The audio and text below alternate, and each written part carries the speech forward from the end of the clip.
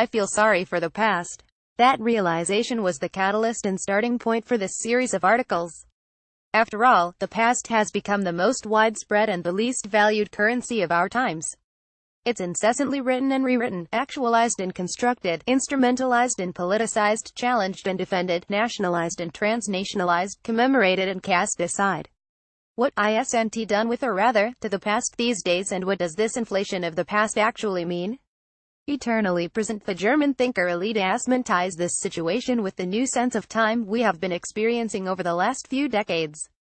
As she writes in her book First die Zeit aus den Fugen Aufstieg und Fall des Zeitregimes der Moderne is time out of joint, the rise and fall of the temporal regime of modernity, 2014, in the modern period, the beginning of which she dates around 1770, the past was exclusively the realm of historians, while all hopes and actions were obsessively directed at the future. Today it is obvious that there is no future, at least not in this modernist conception, and the present is satiated with the past. For many researchers, such a situation is almost the end of the world. François Hartog, Hans Ulrich Gumbrecht, John Torpey and other theorists of time even see this ongoing transformation as a threat to humanity. As Torpey argues, we should be aware that this preoccupation with the past is in substantial part a replacement for Paradise is Lost, which has been taking place as a result of many societies working through their violent histories. This in turn threatens the process of building a national consensus towards a shared future. Gumbrecht is worried by the expanding present, which he connects to digitization and the development of memory storage technologies, with all their consequences, a process that could result in our inability to forget anything completely.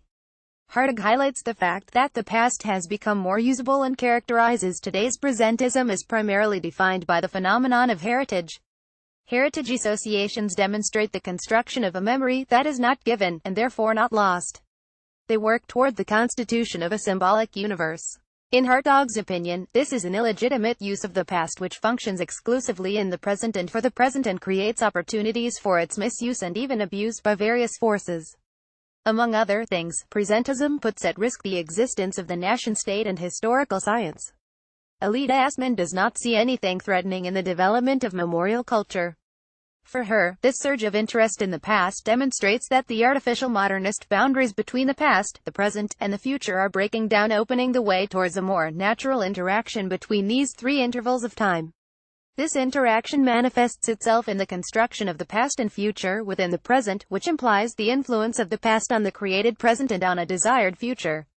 As T.S. Eliot succinctly put it in his four quartets 1943, time present and time past are both perhaps present in time future and time future contained in time past. If all time is eternally present, all time is unredeemable. What might have been is an abstraction remaining a perpetual possibility only in a world of speculation. What might have been and what has been point to one end, which is always present. Footfalls echo in the memory down the passage which we did not tack towards the door we never opened it into the rose garden. A characteristic example of this approach can be seen in Nikolai Eppel's analysis of the Return of Names initiative, part of In Liberty's New Past project, dedicated, in essence, to the past's influence on the created present. And then there is a report prepared by the Free Historical Society in 2017 entitled What Past Does Russia's Future Need, about the influence of the past on a desired future. Outside history, a distinctive feature of this new temporal regime is that the past flowed beyond the boundaries of historical science. In general, historical meta-narratives have always been too narrow to accommodate the diversity of voices from the past. Unnecessary stories were cut off by historians, irrelevant voices were silenced, events that did not fit in the narrative were quietly cast aside. Due to the general aspiration towards a shared future and the lack of a wide interest in the past, this state of affairs was taken as a matter of course. But things have gradually changed. From the 1960s onwards, other voices and other histories came to light. The emancipation of marginalized social groups, decolonization, working through painful episodes of the past, not to mention a new interest in giving a voice to its victims, all led to the past scaling the walls of historical science. Elide Assmann describes the process through her theory of memory. Today's memory work is carried out by specific social groups, in an effort to articulate and actualize a repressed or forgotten past. At the heart of today's memory culture, writes Assmann, is the conviction that each of the horrors of the past can be worked through individually, creating fertile soil for the cultivation of healthier present and future.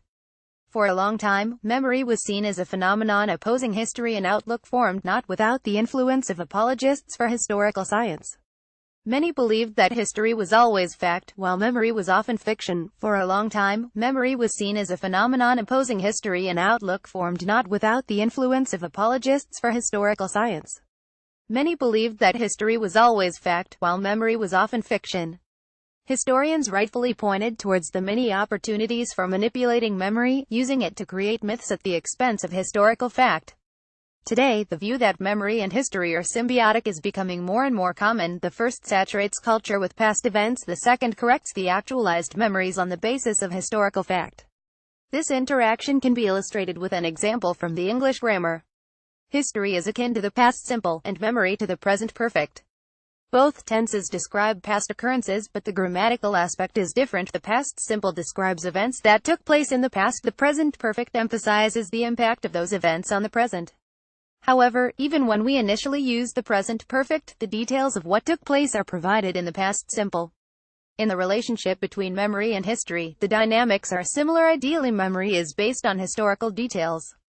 Future in the past. How much does this fascination with memory really address society's needs? Perhaps this interest in memory is simply an empty trend, a fad, or even a cargo cult of some kind. As a researcher of memory, I am inclined to agree with Assmann in seeing this hypertrophy of memory, to use Andreas Hyson's expression, as an attempt to fix humans' relationship with time broken by modernity. To think that one is contributing to normalizing our perception of time is, of course, much more comforting than Hartog's and Gumbrecht's diagnoses of such work as simultaneously a cause and a symptom of a temporary disorder. At the same time, it is always necessary to critically assess the work you do, and many authors are pushing the discussion forward, shedding light on the many problems connected with memorial culture, from memory wars and commercialization of memory, to its ritualization or even emasculation. This concern with the past has traveled far beyond the boundaries of theory and historical science. It is being articulated in new genres, and new forms of interaction with it are emerging. It's hardly possible to predict what this will lead to and how such new approaches will affect our common history. But it's already obvious that the rethinking of history, and more broadly the rethinking of the past, is changing our present. The misuse of the past is most clearly visible in the sphere of politics. For example, in Russia, the past and the politics of memory have become a cornerstone of the current regime's legitimacy. The stable 2000s are contrasted with the wild 1990s, for instance. The belief that Russia must strengthen itself on the international arena is habitually confirmed by its status as a victor in the Second World War. After the annexation of Crimea, the founding myth of Russian statehood suddenly became Prince Vladimir's acceptance of Orthodox Christianity in Kherson, at the end of the 10th century. But it's already obvious that the rethinking of history, and more broadly the rethinking of the past, is changing our present. Meanwhile, in the USA, the American Civil War has returned to the forefront of social and political life with a vengeance. Clashes in Charlottesville showed that the events of 150 years ago have still not been fully worked through, and contradicting accounts of the war still determine the lives of many people. Nation building in contemporary Latvia is centered around the confrontation with the Soviet Union, and the authorities regularly permit marches of Waffen's veterans. Poland, which has been painfully trying to deal with its own past for decades, has even created an Institute of National Remembrance which, with the coming to power of the Law and Justice PiS party, has become a center for forming official state policy towards history. Fortunately, the past is not only the domain of politicians. Journalists, playwrights, writers, artists, theater and film directors are increasingly turning to the past and memories of it in their work. What motivates them? Is it another form of self-expression, an attempt to forge their own relationship to time? Perhaps their goal through studying the past is to contribute to building new collective identities. Maybe they have their own personal memories and traumatic experiences to work through. In this series of articles, we will speak with people for whom the past still lives on constructively, not destructively. They are mainly people involved in the arts. You could call them intellectuals or creatives. We will try to talk about the past without prejudice but with love. Well, try not to succumb to conjecture and speculation, but instead to reflection and to sincerity. And of course, we won't forget the future or present.